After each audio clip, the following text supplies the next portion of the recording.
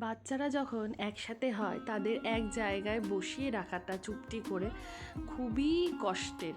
তো আমার সাথে সাথে কারা একমত একটু জানিও কমেন্ট করে। একজন ধুতি পাঞ্জাবি পরে রেডি, আর একজন নতুন জামা প্যান্ট পরে রেডি। তো চলে এসেছি আমরা আমারই বিল্ডিংয়ের নিচে একটি দিদির ঘরে। এই যে ছোট্ট যেই সরস্বতী ঠাকুরটা দেখতে পাচ্ছ, এটি হচ্ছে আমার, আর পাশেরটি হচ্ছে এই দিদিটি। তো এই বছর আমি কোনো কারণ নেই, সত্যি কথা বলছি, কোনো কারণ নেই, এমনি আমি ঘরে পুজো করিনি। মানে আমি এই বিল্ডিংয়ে এসেছি 3 বছর হয়েছে। প্রথম বছর আমাদের ছাদে পুজো হয়েছিল, সেকেন্ড বছর আমার শ্বশুরমশাই তো কী বলে ওটা ওষুধ ছিল, আর এই বছর এমনি মানে আমার মনে হলো যে ঘরে, আমার তো ফ্ল্যাটটা একটু ছোট্ট, তো মনে হলো যে ঘরে পুজোটা করা যাবে না, কিন্তু পরে এসে মনে হলো যে না, পরের বছর আমিও ঘরে পুজো করব, কারণ ছেলে তো গান শেখে, হারমোনিয়ামটাও আছে। আর এর ঘরে আমি, এই দিদির ঘরে যে আমি পুজো দিয়েছি না, বিশ্বাস করবে না, মনেই হয়নি যে আমি অন্য কারোর ঘরে এসে পুজো দিয়েছি। মনে হচ্ছে আমি আমার ঘরেই পুজো দিচ্ছি।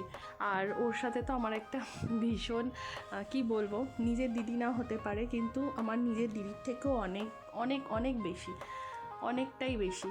তো যাই হোক, খুব মজা করে পুজোটা কেটেছে।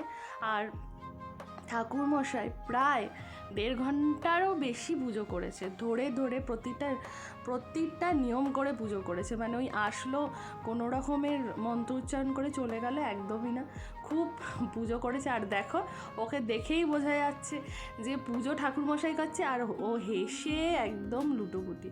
তো যাই হোক, ঠাকুরমশাইয়ের মতো ঠাকুরমশাই পুজো করছে। আমাদের মোটামুটি 2:45 মধ্যে পুজো শেষ হয়ে এসছে। তো এইবার হচ্ছে মন্ত্র উচ্চারণের পালা।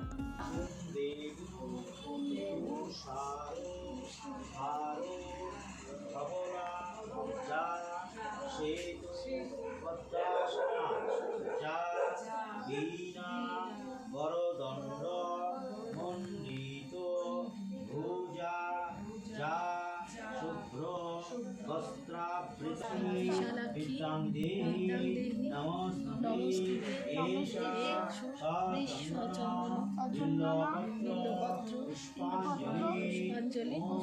আমি উপোস করিনি, আমি দিকুর সাথে সাথে মন্ত্রগুলো উচ্চারণ করে দিলাম ওর সুবিধার জন্য।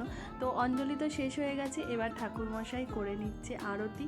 আরতি শেষ হয়ে গেলে শান্তির জল আর চন্দ্রমিত্র নিয়ে চলে যাব আমি নিজের ঘরে। তো ঠাকুরমশাই তো পুজো হয়ে গেছে, আর এখানে 2 ভাই একটু ছবি তুলে নিচ্ছে। তো চলো, টাটা।